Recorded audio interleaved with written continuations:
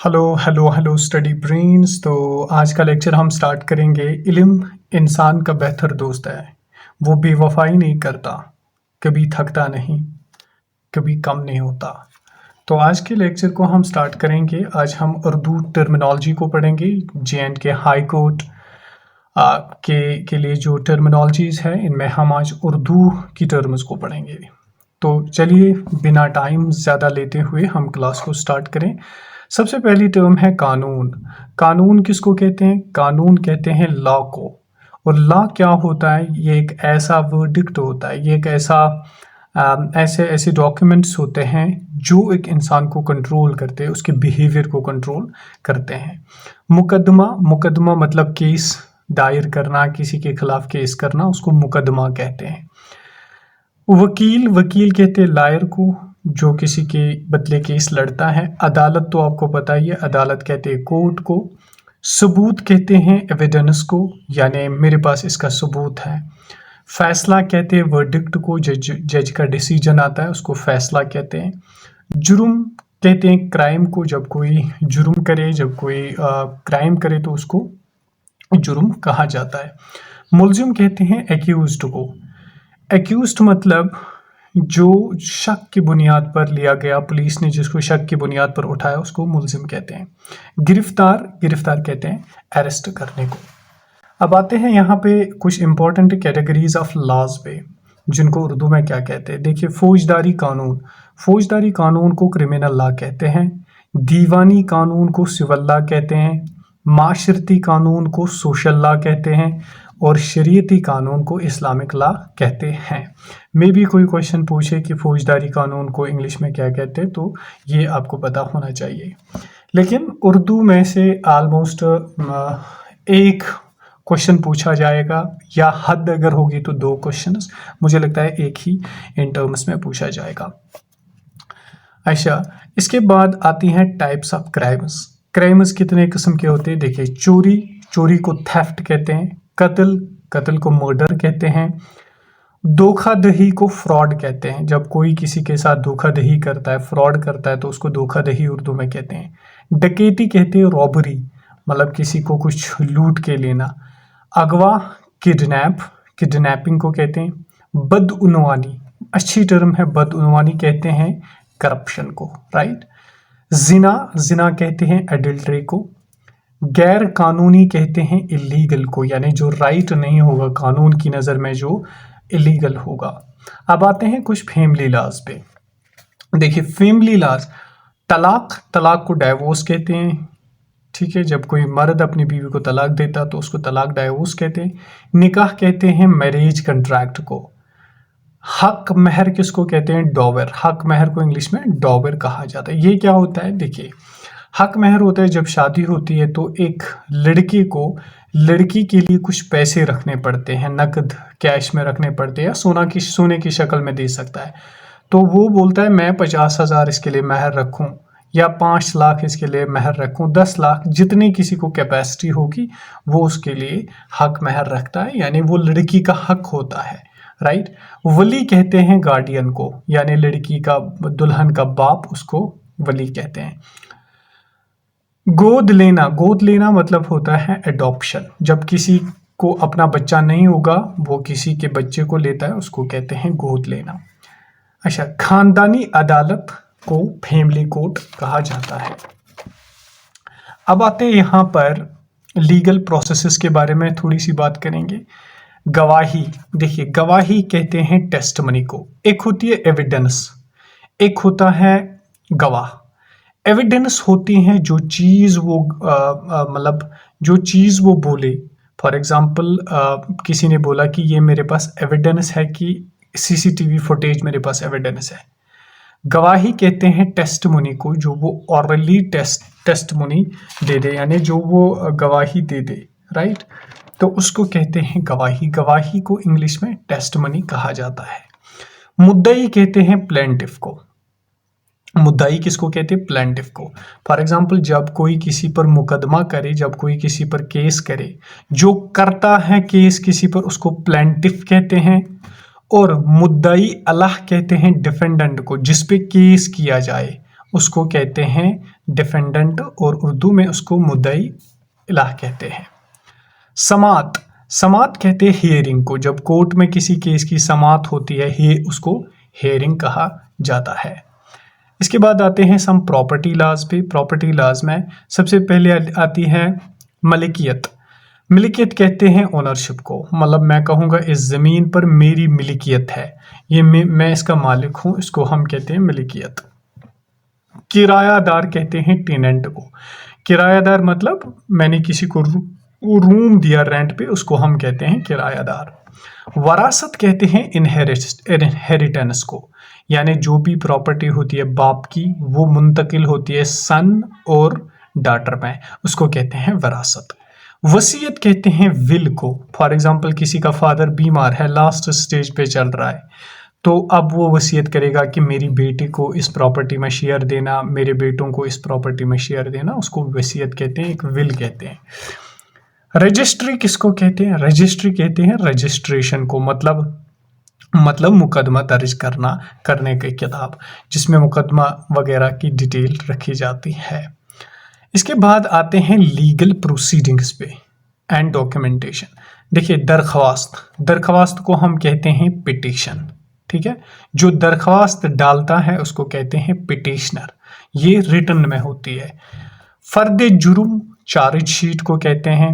फर्द जुर्म मतलब जब किसी एक्यूज्ड पर्सन को पुलिस ने लिया, फिर वो लिखता है कि इसने क्या क्या किया, एक डॉक्यूमेंट में लिखता है, उसको कहते हैं चार्जशीट। हलफनामा कहते हैं एफिडेविट को। इसमें क्या होता है, इसमें एक बंदा अपना हलफ उठाता है कि जो मैं लिखता हूँ, जो मैं कहता हूँ वो सच है। पेशी कहती है अपीयरेंस को, यानी कोर्ट में पेशी देना, अपीयर होना। तारीख तो आपको पता ही है, डेट ऑफ हियरिंग की, मतलब इस बंदे को 30 जून को तारीख है। वादा मुआफ गवाह, वादा मुआफ गवाह को इंग्लिश में एप्रूवर कहते हैं। इसको थोड़ा सा समझेंगे। देखिए A, B, C और D, ठीक है, इनको पुलिस ने उठाया, मतलब कहा कि आपने जो यहाँ पे कुछ फसाद हुआ, जो यहाँ पे कुछ करप्शन हुआ, आप लोगों ने ये कर दिया, आप ही लोगों ने ये कर दिया। अब पुलिस को पूरा पता नहीं है, उसको मुकम्मल पता नहीं है किसने किया, ज़्यादा किसने किया या शुरुआत किसने की। अब पुलिस इनमें से A को बोलेगी कि आपको हम जल्दी छोड़ेंगे, आपको हम माफ़ी देंगे अगर आप सच बोलोगे। तो पुलिस उठता है, कहता है कि इस डी ने सबको उकसाया, इसी डी ने सबको कहा कि आप ये काम कर लो, आप ये करप्शन कर लो। तो असल चोर तो फंस गया ना, तो इसको कहेंगे फिर एक्यूज्ड बंदा यानी कॉन्विक्ट बंदा।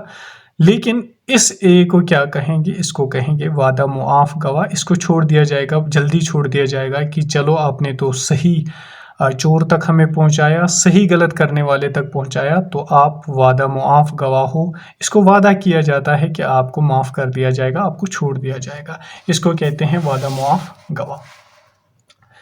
अब आते हैं बिजनेस एंड कमर्शियल लॉज पे। बिजनेस और कमर्शियल लॉज के रिलेटेड जो टर्म्स हैं, देखिए कारोबार तो पता ही है आपको, बिजनेस को कहते हैं।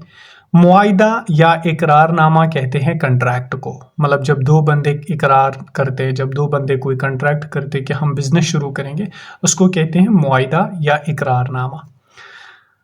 अच्छा, दिवालिया कहते हैं बैंकरप्टसी को। बैंकरप्टसी मतलब जिसके पास अब कुछ नहीं बचा हो पैसा देने के लिए, अपना डेट्स देने के लिए, कर्ज उतारने के लिए, उसको कहते हैं दिवालिया। हिस्सा कहते हैं शेयर को। जब भी मतलब आप पार्टनर दो हो, पार्टनर आपको 50,000 का नफ़ा आया, तो अब इसका हिस्सा करना है 25,000, उसको हम हिस्सा कहेंगे। टैक्स तो लगान को कहते हैं, यानी जो गवर्नमेंट की तरफ हम टैक्स दे देते हैं। अदायगी कहते हैं पेमेंट को। मिसाल के तौर पे मुझे आपको 10,000 का पेमेंट करना है, इसको कहते हैं उर्दू में अदायगी, मुझे तो उसकी अदायगी करनी है। वसूली कहते हैं रिकवरी को, मतलब मेरे आपके पास थे 10,000, अब आपने दे दिए, अब आपने दे दिए मुझे, तो मैं कहूँगा मैंने रिकवरी की 10,000 की, यानी वसूली की 10,000 की। अब चलते हैं आगे लीगल एक्शंस पे। मुकदमा दायर करना। मुकदमा दायर करना कहते हैं टू फाइल ए केस, यानी केस को शुरू करना, किसी के खिलाफ केस करना, उसको कहते हैं मुकदमा दायर करना। अब चलते हैं लेबर लॉज पे, थोड़ी सी बात करेंगे। मजदूर वर्कर को कहते हैं, जो भी वर्कर होता है उसको मजदूर कहते हैं। तंजीम कहते हैं किसी यूनियन या ऑर्गेनाइजेशन को। काम की औकात वर्किंग आवर्स को कहते हैं, मतलब काम के औकात क्या है, कितने टाइम में इनको काम करना है, कितने घंटे इनको काम करना पड़ता है। इसके बाद आता है मुलाजिम। मुलाजिम कहते हैं काम करने वाला, जिसको एम्प्लाई होता है, ठीक है। एम्प्लाई जो होता है उसको मुलाजिम कहा जाता है, ठीक है। और इसके बाद आता है आजर। आजर कहते हैं एम्प्लॉयर, जो किसी को जॉब दे, मतलब मुलाजमत देने वाला, जॉब देने वाला। फॉर एग्जांपल हम कहेंगे स्टूडेंट्स, जो जॉब करने वाले होते हैं आगे। अगर आप जूनियर असिस्टेंट में सिलेक्ट हो गए तो आपको कहा जाएगा एम्प्लॉई। लेकिन आपको गवर्नमेंट जॉब कौन देता है? JKSSB। तो JKSSB को कहेंगे हम आजर यानी एम्प्लॉयर, राइट। तो इसके बाद चलते हैं क्रिमिनल जस्टिस सिस्टम पे। देखिए, जुर्म का इकरारनामा। जुर्म का इकरार कहते हैं कॉन्फेशन ऑफ क्राइम, यानी जुर्म को कबूल करना, उसको कहते हैं जुर्म का इकरार, कन्फेशन ऑफ क्राइम। जुर्म का इनकार कहते हैं डिनाइल ऑफ क्राइम, यानी क्राइम से डिनाई करना, इनकार करना। जमानत पर रिहा कहते हैं रिलीज्ड ऑन बेल। कैद कहते हैं इम्प्रिजनमेंट को। सजा कहते हैं पुनिशमेंट को। अब आपके लिए क्वेश्चन है, आप मुझे बोलिए इम्प्रिजनमेंट और कस्टडी में क्या फर्क है? इम्प्रिजनमेंट और कस्टडी में क्या फर्क है? सजा पुनिशमेंट को कहते हैं, पुलिस तहवील कहते हैं पुलिस कस्टडी को। अच्छा, अब आते हैं human rights and constitutional laws पे। आईनी अदालत कहते हैं कॉन्स्टिट्यूशनल कोर्ट को। शहरी हुकूक कहते हैं सिविल राइट्स को। अच्छा, अब यहाँ पे लीगल रेमेडीज के बारे में थोड़ी सी बात करेंगे। अजाला। अजाला उर्दू में इस तरह लिखा जाता है, अजाला। अजाला कहते हैं रीड्रेस या अमेंडमेंट, किसी प्रॉब्लम को ठीक करना, उसको अजाला कहते हैं। हर्जाना कहते हैं कॉम्पेंसेशन को। फॉर एग्जांपल आपने किसी को टक्कर मारा बाइक से, अब वो कहता है कि पेनल्टी भरो, कंपनसेशन दो, 5,000 रुपये दे दो, इस गाड़ी को आपने नुकसान किया, तो उसको कहते हैं कंपनसेशन, हर्जाना। इसके बाद वाली टर्म है हुक्म इम्तिनाई। हुक्म इम्तिनाई कहते हैं इंजंक्शन को या प्रोहिबिट को, किसी चीज़ से मना करना, किसी चीज़ से रोकना, उसको कहते हैं हुक्म इम्तिनाई। ये कोर्ट का इस पे हुक्म इम्तिनाई आया है कि इस केस को रोका जाए। दावा कहते हैं क्लेम करना, किसी ने दावा किया कि मैं सच हूँ, ये गलत है। एतराज़ कहते हैं ऑब्जेक्शन पे। फॉर एग्जांपल किसी के खिलाफ केस हुआ, उसने अब एतराज़ किया कि मेरे खिलाफ ये केस क्यों हुआ, उसको कहते हैं ऑब्जेक्शन। दस्ती कहते हैं मैनुअल को, जो बाय हैंड समन वगैरह भेजी जाती है, उसको कहते हैं दस्ती समन। इसके बाद थोड़ी सी बात करेंगे इंटरनेशनल लॉज पे। देखिए, बैनुल अक़वामी कानून। बैनुल अक़वामी कानून कहते हैं इंटरनेशनल लॉ को। बैनुल अक़वामी अदालत कहते हैं इंटरनेशनल कोर्ट को। पनाह गज़ीन। पनाह गज़ीन कहते हैं रिफ्यूजी को, जो किसी दूसरी कंट्री में रहे होंगे। अगर मतलब कंट्री ए में वार चल रही है, अब यहाँ से कुछ लोग चले गए और वो बैठ गए कंट्री बी में, उनको हम कहेंगे रिफ्यूजी यानी पनाह गज़ीन। सिफारतकारी कहते हैं डिप्लोमेसी को। डिप्लोमेसी मतलब एक कंट्री के दूसरे कंट्री में होते हैं सिफारतकारी, यानी डिप्लोमेट्स होते हैं, वो वहाँ की इकनॉमी को पढ़ते हैं, बाकी चीज़ों को देखते हैं, या इंडिया को वहाँ पे प्रमोट करते हैं, अपने मुल्क को वहाँ पे प्रमोट करते हैं। इसके बाद वाली टर्म है बैनुल अक़वामी तंजीम, इंटरनेशनल ऑर्गेनाइजेशन।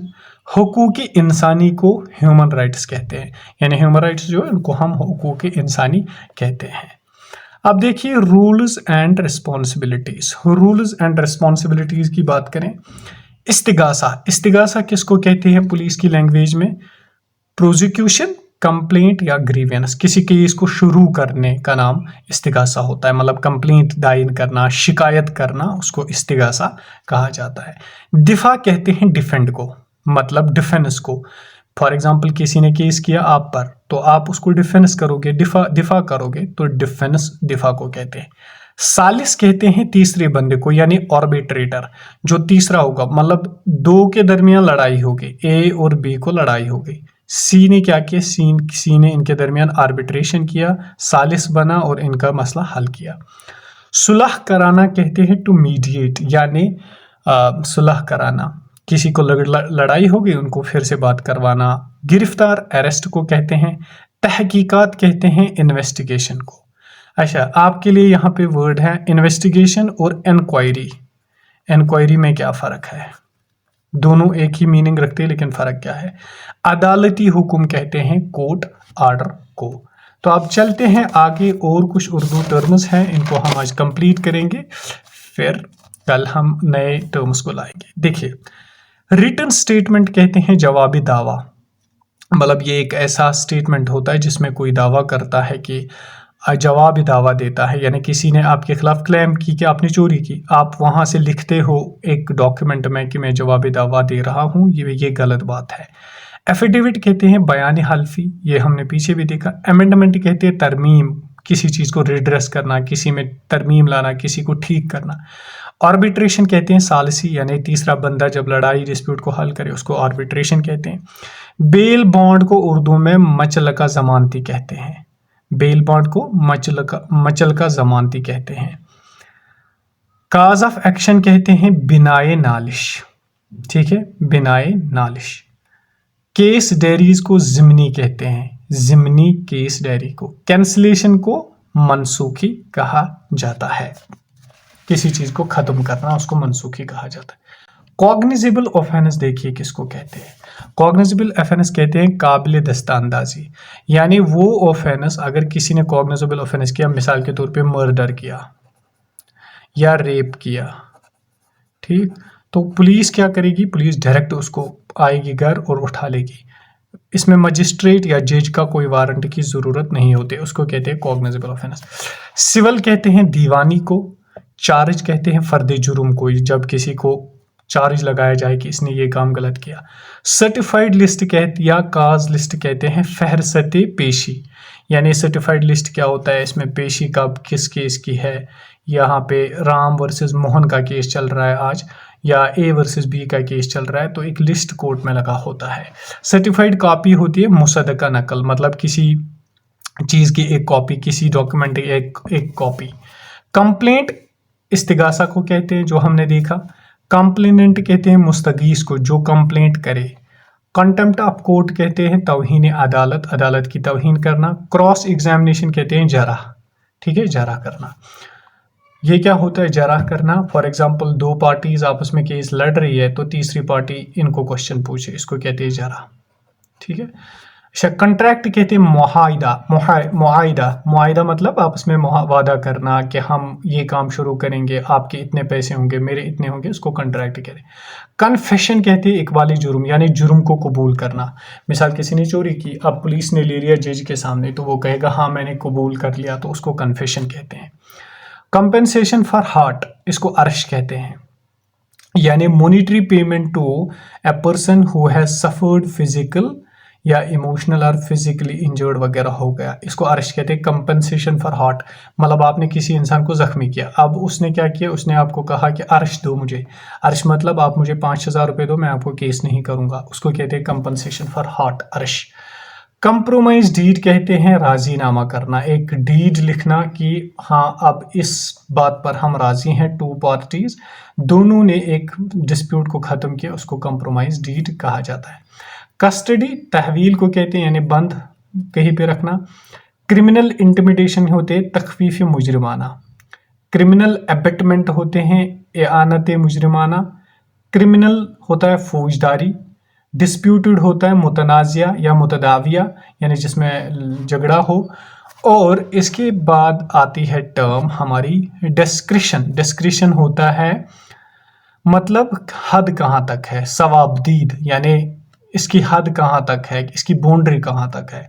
डेफेमेशन कहते हैं हतक इज़्ज़त, किसी को डेफेमेट करना ताकि उसकी रेपुटेशन लूज हो जाए, मतलब किसी के बारे में कुछ फॉल्स स्टेटमेंट देना, गलत बातें कहना लोगों को जो कि ना हो। डिसीजेड कहते हैं मुतवफ़ी, जो मर जाए उसको डिसीजेड कहते हैं। डैमेजेस कहते हैं हर जाना, आपको डैमेजेस देने होंगे, जो डैमेज हुआ उसको पैसे देने होंगे। डेली डायरीज कहते हैं रोजनामचा। एग्जामिनेशन इन चीफ कहते हैं इब्तदाई बयान। एक्स पार्टी कहते हैं यकतरफा।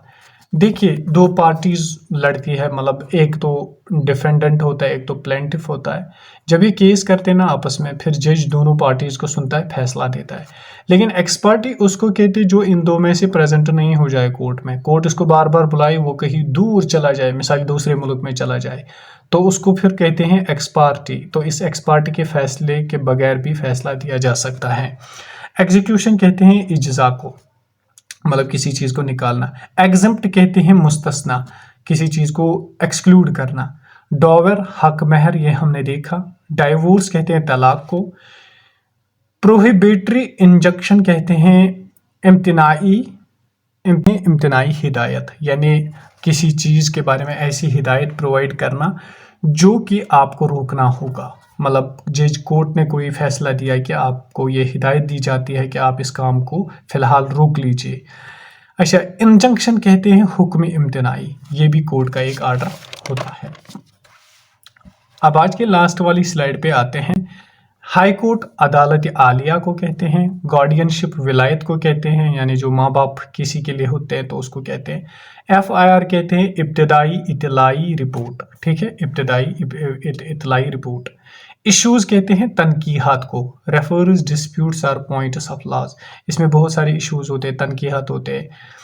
पिक्यूनरी जुरिसडिक्शन कहते हैं इख्तियारी समात, यानी कब कितने तक के कोर्ट पैसे ले सकता है, कितने तक के कोर्ट केसेस सुन सकता है, लाख में, 2 लाख में, 10 लाख में।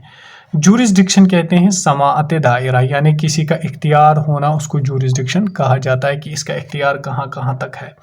जजमेंट डेटर कहते हैं डिग्री मुद्दियों who lost case. Judgment debtor उसको कहते हैं ना जो केस हारता है, उसको कहते हैं जजमेंट डेटर। डिक्री होल्डर फिर उसको कहते हैं जिसने केस जीता होगा। अब चलते हैं प्रेयर पे। प्रेयर कहते हैं इस्तिदा, जब कोर्ट केस शुरू होता है तो वहां पे प्रेयर इस्तिदा किया जाता है, शुरू किया जाता है केस को।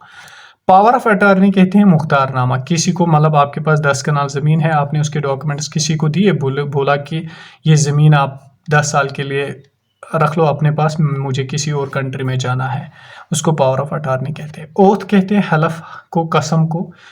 अच्छा, म्यूटेशन कहते हैं इंतकाल को। इसको थोड़ा सा समझे, म्यूटेशन क्या होता है, इंतकाल होता है, यानी जब ट्रांसफर होती है ना लैंड फादर से सन तक, उसको कहते हैं म्यूटेशन, उसको इंतकाल कहते हैं, उस ट्रांसफर करने को।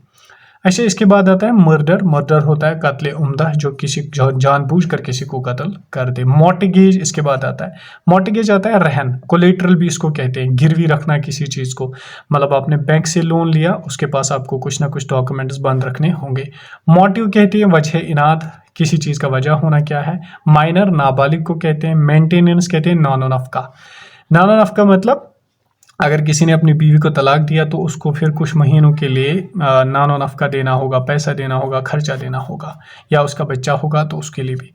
लिमिटेशन कहते हैं मियाद को, ये एक लीगल रिस्ट्रिक्शन होती है। रिडम्पशन होती है बाजियाबी, process of reclaiming something lost, जो कुछ खोया हुआ है उसको रिक्लेम करना। रेप कहते हैं जिना बिल जबर, यानी जबरन किसी को पकड़ के किसी को गलत काम करना।